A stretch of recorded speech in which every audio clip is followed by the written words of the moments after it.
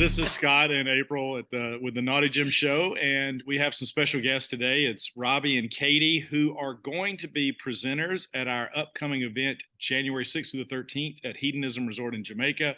Our week is called Be Better at Being Bad, and they have been gracious enough to agree to join us there and be a presenter and do workshops and all this fun stuff. Yep. And today we're going to get to know them a little bit, find out more about them. Yeah, so I came across them both on social media and immediately was drawn to just their playfulness and the energy that they have in their relationship with each other, but then also the way they interact with other people on their social media. It's super fun, very lighthearted, but very endearing.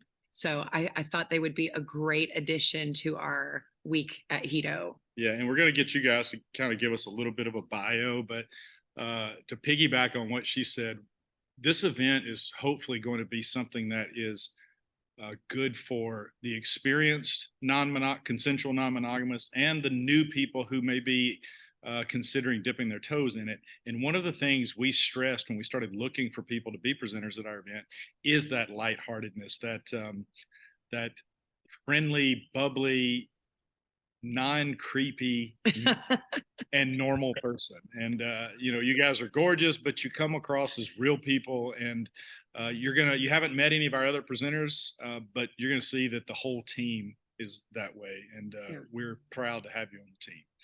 So with that being said, tell us just briefly, we don't want this to be a standard interview where we ask you all these questions about the obvious stuff, but just give us a brief 2 minutes about each of your background. Yeah. Firstly, hey everyone. Hi. What's up? Yeah. So I probably bring a lot is from the newbie experience. I used to be a kindergarten teacher, and my first experience in swinging was I used to babysit the kids, and I got talking to the parents. And the parents, I kind of mentioned they had play parties. I was like, oh, this is a little bit curious. So I've gone for a night out with 3 married couples. And at the end of the night, we've gone back to their hotel room. And basically I was a single unicorn and 3 married couples. And that was my first experience. And then, yes, they had the babysitter. And so that was kind of my way into the world. And so that was very obviously going from monogamy for 28 years and into consensual non-monogamy. It was weird, but also so fun and playful, which opened my mind into this so much more out there in the world. And then that's when later I came to, they also took me to the swingers club. And then that's when I came to meet my now husband, Rob. But I've gone through a lot of, the way that I've come into the swingers world is a lot through my job as a breathwork and sensuality coach. And I use modalities to tap into the inner world, to move through jealousies and insecurities, to allow us to play freely and softly in the swingers world.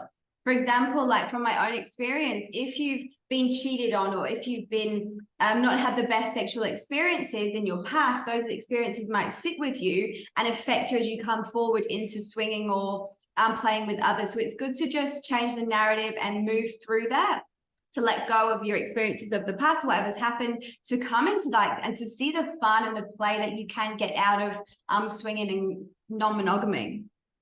And was the 3 people that took you to the play party, were they all kindergarten teachers? No, they were the parents. Oh, they were the parents. Ah, okay. So they took the every parent's fantasy. Yeah. They took the kindergarten teacher to a swingers club. Love it. And now you're no longer a kindergarten teacher? No, no longer a kindergarten teacher. And it's funny because when I left the kindy and obviously opened up about my life and what I do now, a few of the parents said, oh, Kate, we couldn't tell you when you were the teacher of our son, but we're also swingers as well. And some of them had bought Rob's courses beforehand as well. So a lot of parents, obviously, they've been 20, 30 years marriage. A lot of people in the world, it's just not really spoken about. And a lot of them happen to be my kindy. Yeah, we've had, since we were out at about a year and a half ago in our community, we've had a ton of people that have messaged us, in various channels telling us, well, look, you know, this is, you got to keep this on the down low, but we're also in the swinging lifestyle too. Please don't tell anybody, you know, but we wanted to reach out and make contact. So would that have been something that your employer would have fired you for if they found out, or? They absolutely loved it. Loved it the first time I showed Rob's, because obviously I was a kindergarten teacher. I'd wear my little polo shirt and go to kindy with my packed lunch kind of thing, and I'd show Rob's social media to my kindergarten teacher with the job that he does in the adult industry as well, and they were like, "Oh, Katy," they were like scrolling and they were so interested, and every weekend they're like, "Oh, Katy, what news have you got for us this weekend?" But they absolutely loved it. Wow. yeah, that's not the same in Alabama in the United States. No. I think Yeah, well, where we're from, like in Surfers Paradise, it's pretty open. Yeah, it's like every attractive young person has an OnlyFans, for example. It's just like standard. What a great place though for kids to grow up in, where everyone's just kind of open-minded, and you know, sexuality, there's no shame in it. It's fun, it's lighthearted. Well, so Katy, now that you're no longer a kindergarten teacher, what do you do? Yeah, so I'm a breathwork and sensuality coach. And so a base of breathwork, using the modalities like of mindfulness and breathwork to shift through stored emotions or things within the body that hold us back from having our full pleasure, or really stepping into that. And that's what I do with swinging as well. I work with couples who want to step their toes into the swingers world. But for example, they're like, oh, I had a couple and the girl said, oh, he's with another girl and she's got big boobs and I don't, and it just comes back to body image. So then I work with breathwork and sensuality practices to move through the inner like conditioning they have around their body to feel comfortable and safe going into the swingers environment and not needing to compare themselves to anybody else. That's so important, such important work to do, because I've worked with women for 20 years in the fitness industry and have not met a single woman that did not have some sort of body image issue. And so I think being in the lifestyle, I can see that it empowers women. But so I think that work that you do is really important. Yeah, thank you. And yeah, I've got a background in personal training and fitness as well. And so I think a lot of that has come forward into what I do now. But I love it, you know, and our body is our body. You've got to love your body first before you can expect anyone else to as well. And confidence grows from the inside outwards. Right. Yeah, for sure. Yeah, and that's been one of the big benefits we see with people as they start to, you know, those first few times that you take your clothes off in front of a group of people, and it's one of the most terrifying moments in your life. I don't care what you look like and how gorgeous you think you are. Even that person is terrified the first time, and it's empowering. Sorry, I was going to say, especially for men, like having to get it hard in that scenario that haven't been around a group of people or another man, and being like, come on, buddy, work for me. You know what I mean? Yeah, it's not uncommon at all for a guy to say, this has never happened to me before. You know, like, to go into one of these play sessions for the first time, totally confident in your erection abilities, and then the emotion of that moment for the first time ever, it can be overwhelming. All right, so Robbie, tell us just a brief bit about your background. Yeah, okay. So I actually started in the porn industry when I was young. So I did proper production porn. Not a lot, just like kind of dipped my toes in. I was stripping at the time, so it was like a natural progression to try that. And I was in the swingers world. I was in a polyamorous relationship with 2 women, and it was like the best and worst thing that ever happened, because obviously you can't not see that. Once you've had like my experience was a really good experience. They had no jealousy. Sometimes we'd all sleep together, sometimes we wouldn't. So once you've experienced that, it was so hard to go back to monogamous life. And so that kind of led me down the path of, I guess what I do now, which is Katy mentioned, is sex coaching. I did a few things for my own self. And that was, you know, probably a little bit down the tantric path. So connecting mind and body more. I kind of always knew that there was something more than just penetration. And, so bringing in that energetic side kind of taught me a lot about myself, and, even learning techniques, stuff like that was something I was always super obsessed with.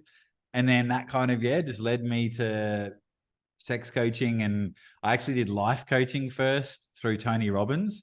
And then sex was the area that I guess helped me grow the fastest. So even if it's dealing with trauma, something that like a lot of us never look at because we didn't think was a big deal, something like our parents telling us, oh, don't touch with yourself, that's naughty, stuff like that. That was the area that I was fascinated with, and I was already very open sexually. So it's all just kind of melded into one thing now, where we run swingers parties. We both, help people with sexuality, and we both enjoy all the flavors ourselves. That's awesome. And what you both do just complements each other so well. Yeah. That's great. Yeah. And something that we have found as we started scouring the internet for people we wanted to invite to this event, there's a lot of sex coaches out there, but there's not a lot of male sex coaches. Mm-hmm. And so, that's a little bit different for us. We, in our presenter list is probably 75% female, because there's so many more females involved in this space professionally. At least it seems to be that way for us. So you started out young as a stripper and fairly quickly went into porn. How old were you when all that started, and why? How do you go from being a teenager or early 20s into porn? Yeah, so I actually have one specific friend who entered me in this competition called the Hottest Tradie. So I was a landscaper. My parents are landscapers. I was destined to be a landscaper if my parents had any say of it. And they entered me in this competition. And long story short, I ended up doing really well, and I won the competition. And at like, there was like they judged you, and you walk up and down a runway and whatever. I was just a tradie, but I was obviously fit because I was lifting heavy stuff every day. And in the crowd, someone was like, oh, can you come do topless waitering for me? Which then led to stripping, which then led to just like literally someone contacting me about doing porn. And I was like, okay, yeah, I'll give it a go. So it just kind of happened fairly naturally. So, you talked about earlier the first time a guy gets naked and tries to get a hard on in a lifestyle situation. Your very first porn experience, was that a problem? No, it was. It was, totally was. Again, like I remember being, this is so funny. I've never really told you on this, but I remember like benching at home before I went to this shoot to try and look buff, and then getting there, I couldn't get it up at the start. I was like, but you just don't know that it's not going to work because it's always worked, right? Yeah. So that was humbling. Like I got there in the end, mainly because she was very good at what she did, but it was definitely gave me a bit of and actually I had a similar experience with my first ever foursome. I like struggled a bit. So again, that's kind of probably partly why I'm so obsessed with like how to control myself, but also teaching other guys to control. Like there's a few little tips that I can give new people that are such game changers. So yeah, I did have those hard experiences, which is why I get so often, like when we go into a situation with another couple, so often I'm very conscious about getting too involved myself too early, because I'll let him get hard first. You know what I mean? If I get hard and I'm ready to go, and I know that's so scary for that guy. So especially if they're new. So we try and, look at things that way. So it's helped give you a little bit of empathy for other men in that situation, which allows you to help them. And that's kind of what we found when we got into it. There wasn't a lot of men talking about that kind of stuff. Nobody warned him about that. And we've been with play partners where, because he's experienced it before, I knew why. They get in their head and he's worried about me, and he's, there's so much going on.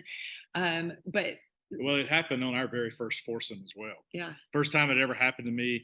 And, we've been building to that moment, and it took us 3 years to get to where we did our first full swap. 3 years of just baby step after baby step, and had not had an issue with that, had not thought about it. It was like, that was something that happens to other guys, never going to happen to me. Very first foursome, little guy just was not happy with it. And I was so nervous. And we had to take a yeah. break. I said, look, guys, let's just walk across the street, go to the bar, get some food, relax, talk a little bit. And then we did. An hour or so later, we came back and everything worked. But man, that was a panic-filled moment for a guy that was about to experience this dream scenario and couldn't. Yeah. And like, especially if it is like a bit of a dream and like the guy's going, wow, I've got these two girls here and it's not working, and they get in their head. It's so hard. So like you said, even in that situation, sometimes I might just be like, oh, hey guys, I'm just going to go get a drink and let him have time without me in the room. And, you know, That's nice. Yeah. Well, and most of the guys are like, I swear this never happens. This never. Probably won't. yeah. Well, yeah. Once that thought, the first thought gets in your head, you go, oh. Then it's a cycle. You start worrying about it, then it gets worse, and then you start worrying about it more, and it's over at that point. Yeah. That's what we do with like the breath work. So it's about like getting out of the mind, and the more you breathe, it takes you out of the mind and into your body, so you're able to feel yourself. And because if your mind isn't the one who controls him, it's your breath and your body. Oh, that's good. Yeah.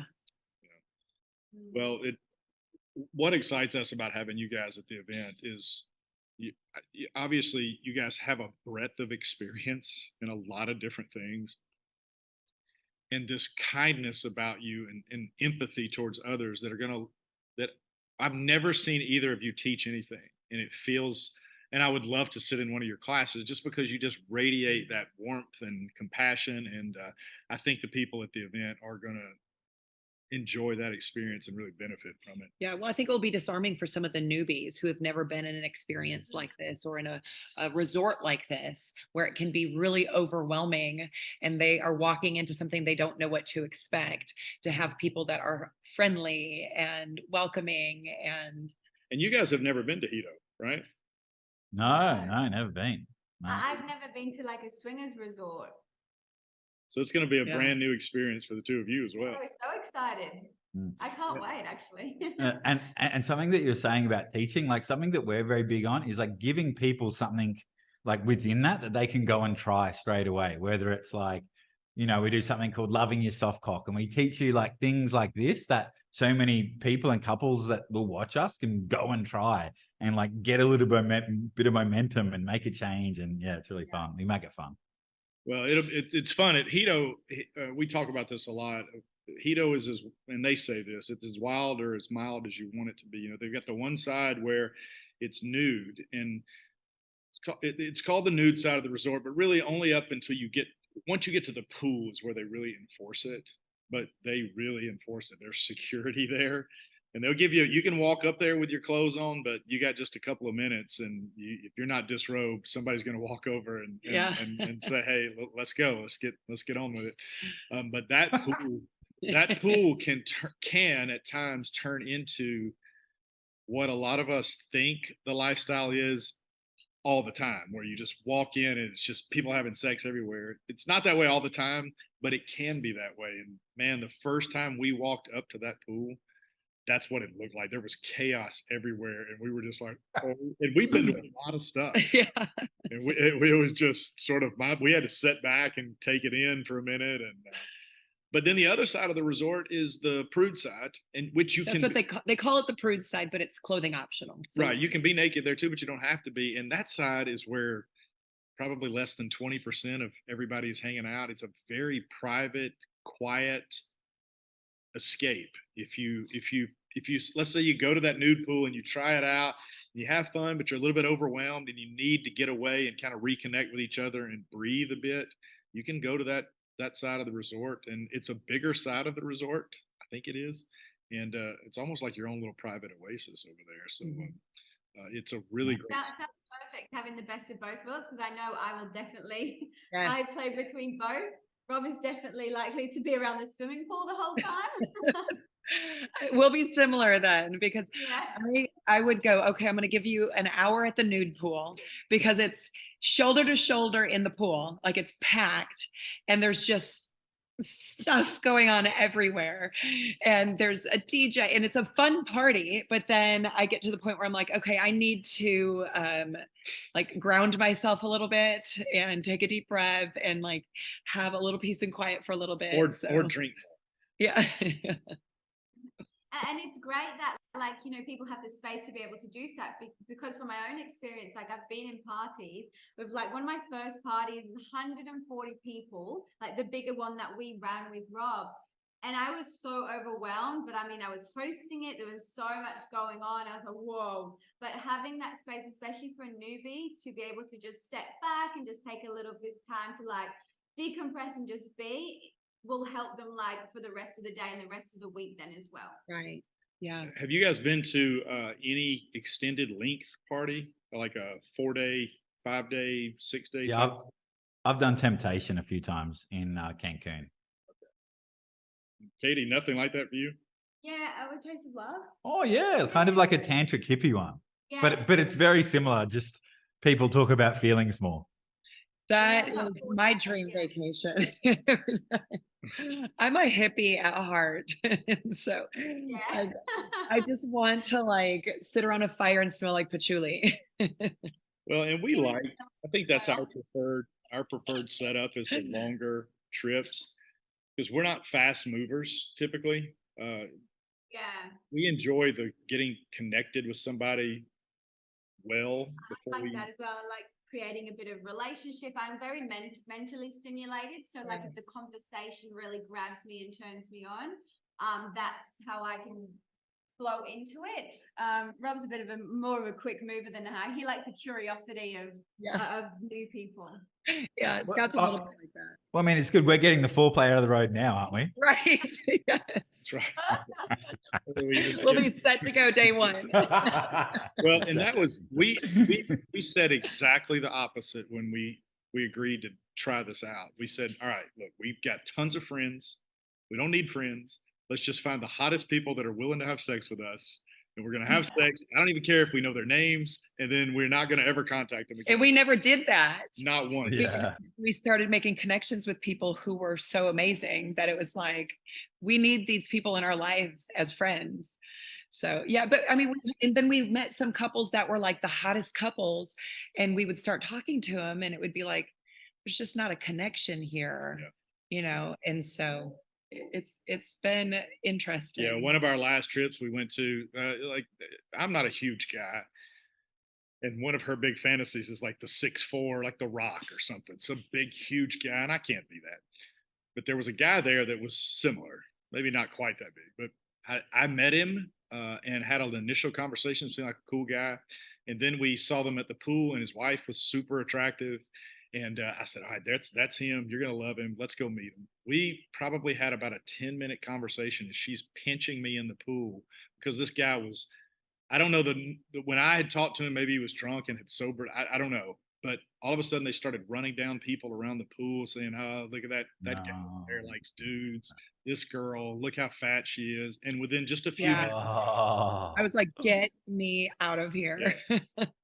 Somebody that was a 9 on the scale went to a 3 instantly. And the opposite happens. Somebody that we meet and think we're not really initially attracted to, we get into this 2-hour conversation, and by the time it's over, they look like entirely different people, and you're ready to go to the room.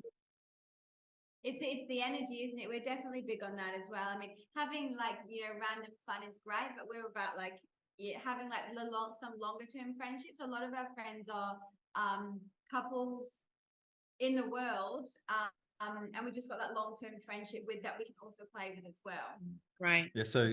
So we do OnlyFans as well, and it's crazy how many of our friends that are couples that are now doing it as well, and we all do it together because it's like we're all doing it anyway, and we're best friends. We may as well. We actually have some friends that do that as well. Yeah, we're going this weekend to a place in Atlanta called Trapeze. It's a lifestyle club there, and we're going with 3 other couples, friends of ours, who we've just become. Yeah. If we never had sex again, it wouldn't matter. They've become some of the most important people in our lives, and we talk and message all the time. And that was the most unexpected benefit we've gotten. from non-monogamy is Totally. 100%.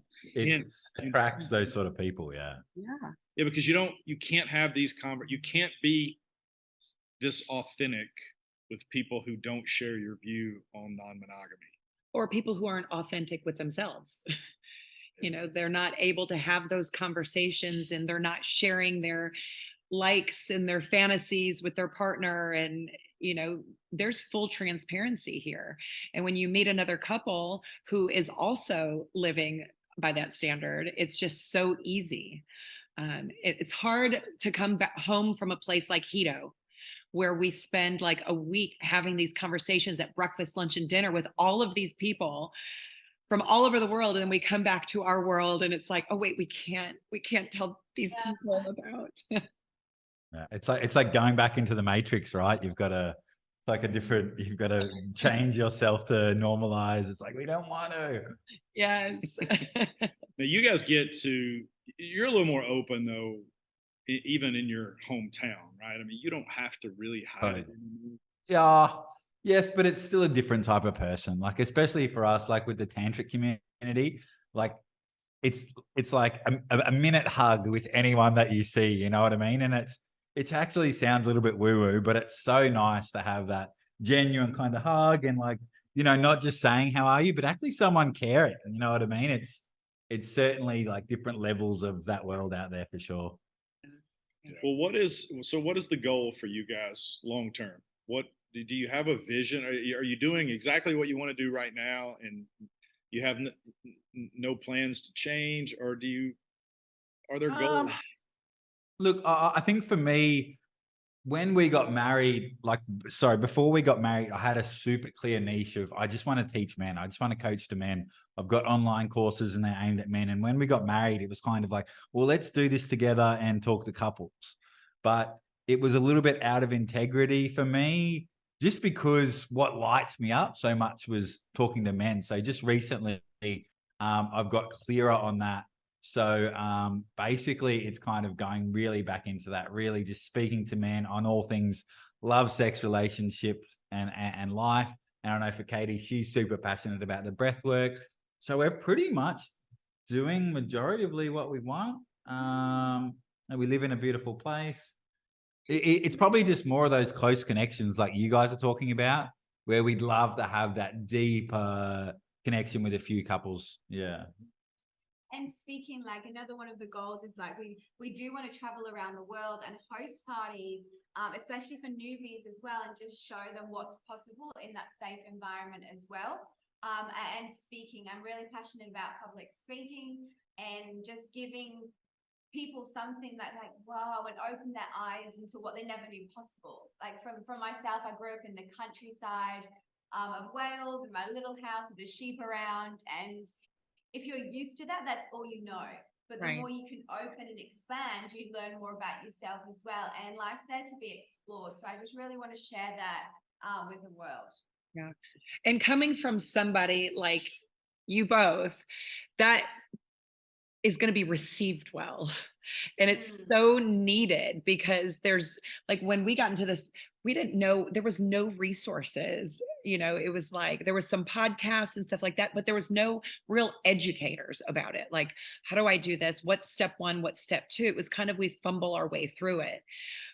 So I think that's fantastic. Like, that's maybe how I did it a little bit. Same, like Rob was Australia's top content creator, experienced 20 years in the world, and I'm just kind of a cute little kindergarten teacher who walks in the door, and I was like, okay. And so, but I took that and I went deep into my own journey, learning self-development and all my own insecurities to be able to come out in a short, fast-track space of time, and also learning my sex coaching to be able to now to help others as well in a way that I would have appreciated back then. Yeah. What about you guys? I'm super curious to know where's Naughty Jim going? Like, what's the vision for your guys for the future? Well, that's a good question. Yeah. So sorry to throw you on the spot. Naughty Jim has changed, and in a way we didn't predict.